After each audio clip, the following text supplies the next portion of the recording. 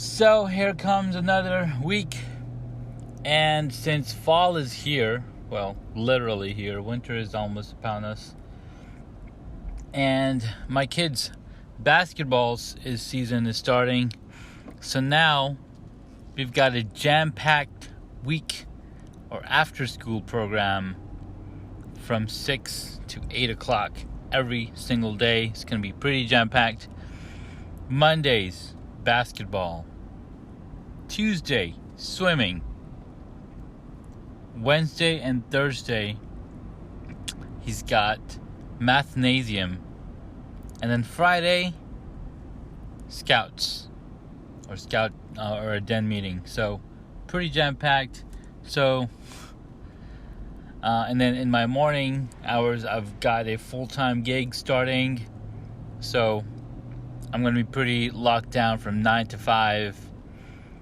So I'll have to get back into the routine of recording episodes on my commute. And these will be the Mindfulness Monday motivations. Or is that motivational Mindfulness Motivation Mondays. Is it motivation? No. It's meditation. Mindfulness Meditation Mondays will be basically on my commute home. So I'll have to record a few of these sessions together, put them down as a single episode, and schedule it out to publish on Mondays. Now I've already got a few recorded, I think maybe 7. So I'm good for 7 Mondays. So that's awesome. The other thing that I'm thinking about is instead of just having a schedule of posting episodes with interviews on Thursdays, I was thinking, what if I do Tuesdays and Thursdays? That way I can get through more. But then that would also mean that I need to go out and interview more people. And now that I don't have those 40 hours free anymore, I got to figure out when I'm going to record. And if I keep the frequency of recording 4 episodes per week, I think I should be good. But if I do 2 per week, I might be getting caught up pretty soon. But hopefully not too soon. Anyhow, that's a little update I've got. Check out the rest of the episode. And talk to you guys soon. Again, reach out to me whenever you get a chance. There's literally nothing stopping every person in this room from getting whatever they want, because there is no man in the middle. The platforms have all the leverage, and the consumer in the end is the actual punchline. So, here are the things that I'm most passionate about. A, if you are capable of starting a podcast around the thing you do, I highly recommend you use this talk to inspire you to do so, and let me explain why. I believe that podcasts have almost like a triple hack to them. Number one, podcasts are being consumed at a remarkable rate. How many people in this audience, please raise your hands, listen to podcasts on a weekly basis? Raise your hands. Actually, stand up. I want everybody to see this. Please stand up if you listen to podcasts. And I want everybody to look around. We're talking about 90% of this audience, 80% of this audience. Thank you. Please sit.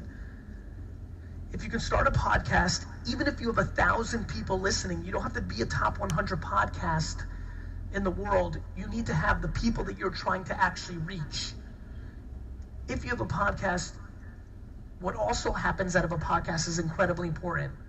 If you're thoughtful enough when you do your podcast to also film it, what ends up happening is now you have video content for YouTube and Facebook and LinkedIn. If you also are disciplined enough to then transcribe the interview you have with somebody, you now have written content for those platforms. If you're extremely thoughtful, you invite guests who you actually want to do business with. When you're cold calling to do business, they ignore you. When you invite somebody to be a guest on your podcast, they're flattered.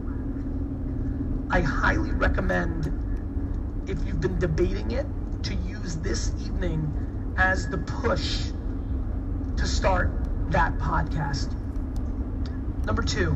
Holy shit, did you just hear that? That was Gary Vee speaking at the Sydney, Australia forum. This is a 1-hour talk, and this was just a piece of audio transcript. Just listening to this guy is just amazing. All right, so he's talking about if you can start a podcast around the stuff that you are passionate, that you love, and also record a video,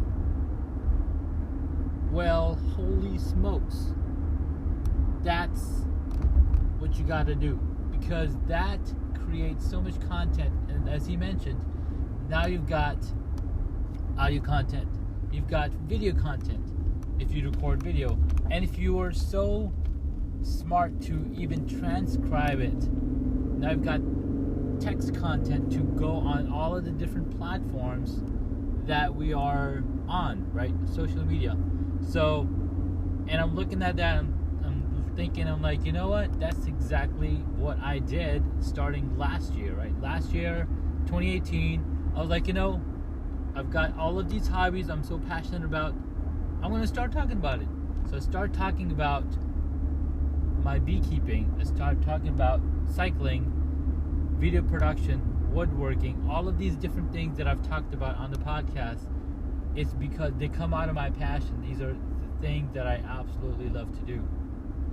And then bringing on guests on the podcast, because cold calling, wow, that just blew my mind. Because, and I didn't even think of it that way in the beginning. Like, I just brought on the guests because I want to learn their journey, how they made their passions into full-time living, and how can I implement that into my life. So I'm my own audience, essentially. Like, I literally want to learn how they did it, so then I can replicate it and I do it in my own way.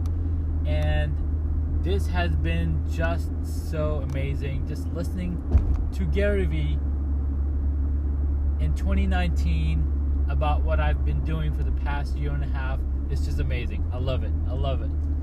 Let's continue to listen to this guy. Regardless of what you do, you started a shampoo brand for 15-year-olds. You have to start looking at LinkedIn. LinkedIn, over the last year and a half, and I believe for at least another year or two based on the way I'm looking at it, is acting more like Facebook 2011 than any platform I've seen prior. It's been very fascinating to watch LinkedIn be a place where you don't have to just do business content. Yes, the psychology of people under is a little more business oriented, but if you are in the B2B business, how many people here consider themselves in the B2B business? Raise your hand. If you're, one more time, a little higher if you don't mind. I mean, if you are not posting 4, 5, 6 times a day, and when I say posting, this goes back to the way I framed up this conversation. You have to make content that brings value to them, isn't a sales pitch for you. Most of the content that Wow, you gotta post 4, 5, 6 times a day on each of the platforms. Poof. Now that's really intriguing, and that's very, very positive for me.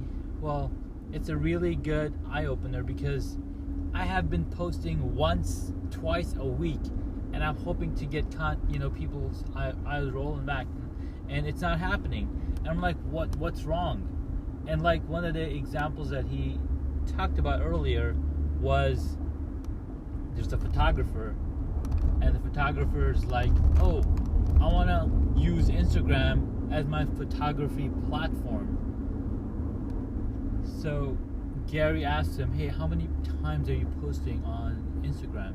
And he said, once a day.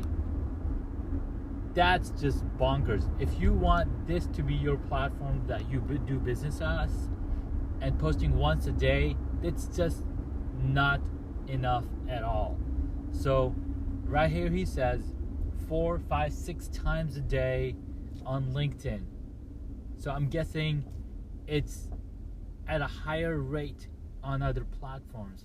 And I think I've got the strategy about right, where I'm going to be posting that much content on each of these platforms and post different type of content based on the type of social media that I'm posting the content on. So Instagram requires photos, they want videos. Carousel is a new thing. Well, it's been a new thing. And they're constantly adding newer and newer things every single day. Let's continue to listen to this mastermind. See on every platform is so serving. Nobody gives a shit. Nobody wants to be sold to. There's too many other options. This isn't late night television or infomercials where there was only 36 channels. This is the internet. It's unlimited content, and there's a lot of good shit out there. So if you're not putting out good shit, you're finished. You're not going to will your way to victory. LinkedIn, for everybody who just raised their hand on B2B, is going to go away in its organic reach, just like Facebook and Instagram do. You have to strike now. Please have a very significant LinkedIn strategy. Please start finding a way to produce more content. If you don't know how, if you don't know what to say, create a Q&A framework. Email blast your consumers and ask them what questions they have, and then turn that into content. Figure it out. Have guests. Figure it out. You have to challenge. So to me, podcast and LinkedIn are remarkably out of control. How many people sell a product on the internet through Shopify or things of that nature? Sell something. Raise your hands. For this group, I want to talk about influencer marketing. I believe that influencer marketing is at a maturity level that a lot of people think that it's now over, or it's too expensive, or they missed it. My belief is that we're 5 seconds into influencer marketing. That influencer marketing. All right, I definitely cannot continue to be sharing this entire thing on this podcast. I mean, there's so much good stuff in this 1 hour and 14 minutes of conversation of speaking. And so the first 30 minutes, and we're only at the 18-minute marker, is him talking and telling us what's working for him, what strategy somebody should be taking, and what it is that we need to do, or what people need to do. Because coming up with content is the hardest thing in the whole wide world. You have limited content in your head, and then what you want is feedback. I'm always looking for feedback, and I have great respect for people who take the time to provide that feedback.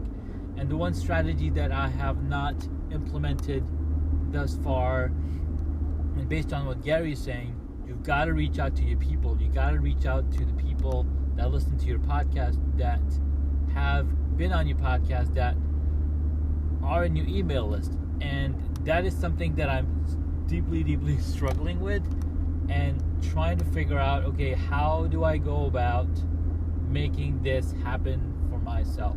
Making this happen so I can share value, I can share motivation, I can share these amazing things with you guys. So yeah, more to come. So it's at 18 minutes. I didn't record the entire beginning part of it, but let's see where this goes. Marketing is here in perpetuity because word of mouth is. That influencer marketing is unbelievably underpriced if you're sophisticated on your end and understand how to not overpay.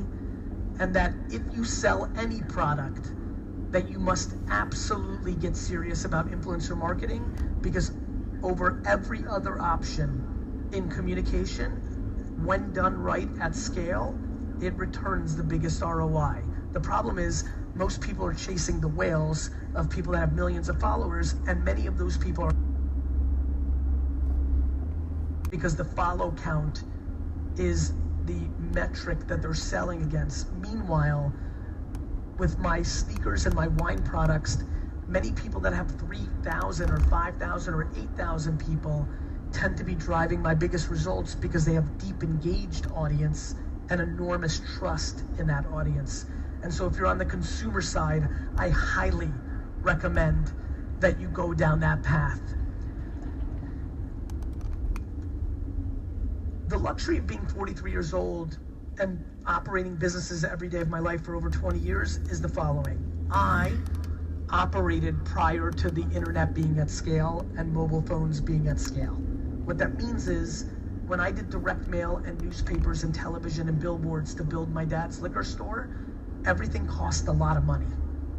It was very expensive, and if you were at zero, you had no fucking shot. We sit here tonight with the internet at scale. That if you're here and you have not started any of this and you've got nothing going on, that tomorrow at the cost of zero, only your sweat equity, you can start the process of building something meaningful.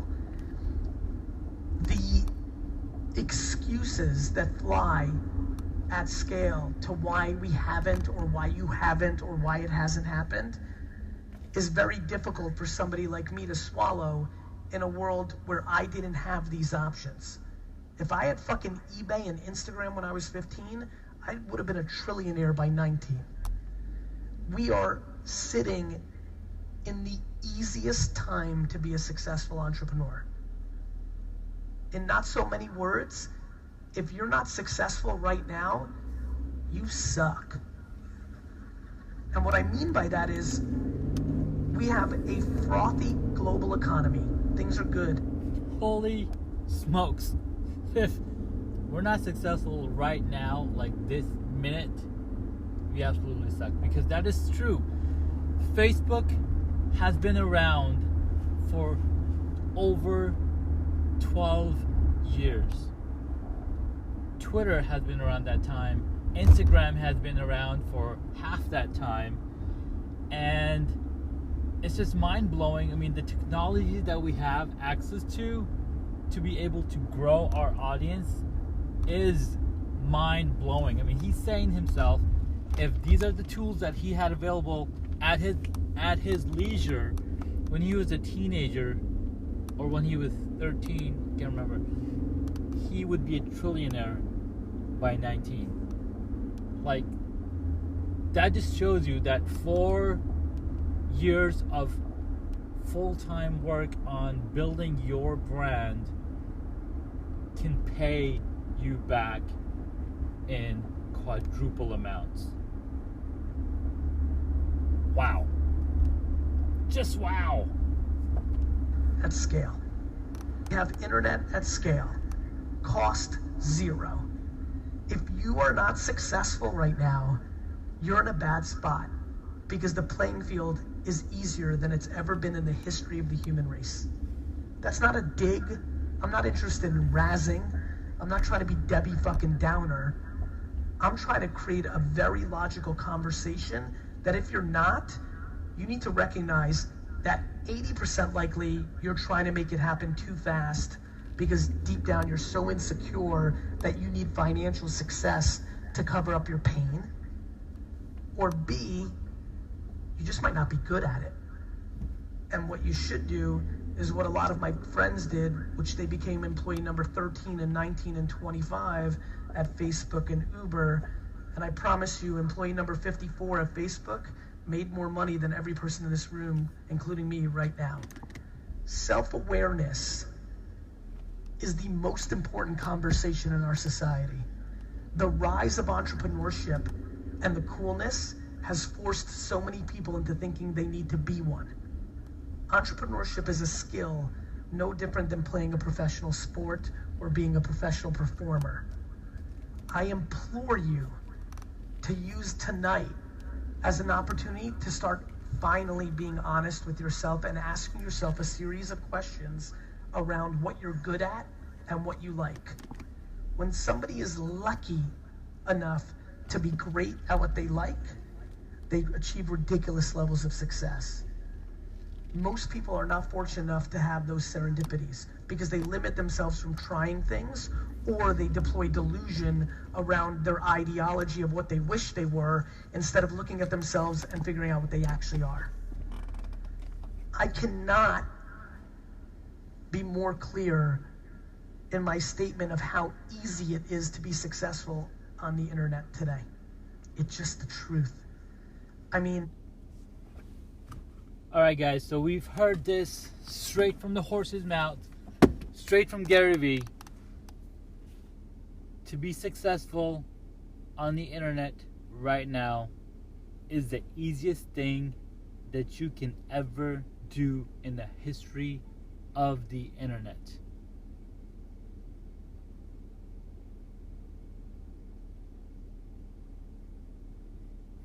I'll let that sink in for a minute,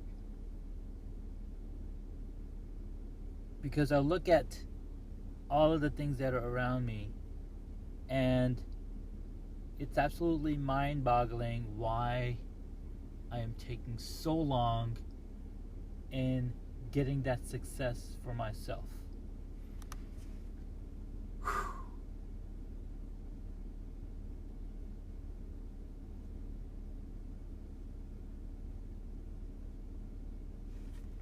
One action to be done, only one action: create more content every day. Boom, that's it. Oh, don't forget to share it with the world, because you could be taking photos on your phone every day. You could be recording time lapses on your phone or on your iPad or on your camera.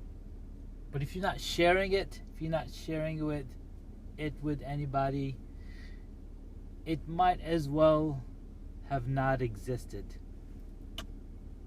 Mic drop. So, thank you guys for tuning in and listening to another Mindfulness Meditation Mondays, episode 2. It's been a great sharing with you what I learned listening to Gary Vaynerchuk, and I hope that you can take these lessons that he's teaching, go back and check out this video where he talks about all of these things, and get to listen more of it and figure out where you want to be in the next year, in the next 3 years, in the next 5 years, in the next 10 years. Figure that trajectory, see what you can do now, and then go out and do it, make it happen. One thing that he mentioned in the talk, I believe, was people are micro slow and macro. Well, they don't even have a macro ideology. So what is this micro macro? Well, macro is your long-term plan. So he says, slow down on your macro plan. Figure out what you're going to do in the next 10 years, but be really fast in responding and communicating and connecting to people in the micro space. When somebody messages you, reply to them right away. If somebody leaves a comment on your post, reply to them right away. Communicate with people as fast as you can, because that shows that you care about what people think about your stuff. Again, thank you so much for your time and effort and support in listening to this podcast.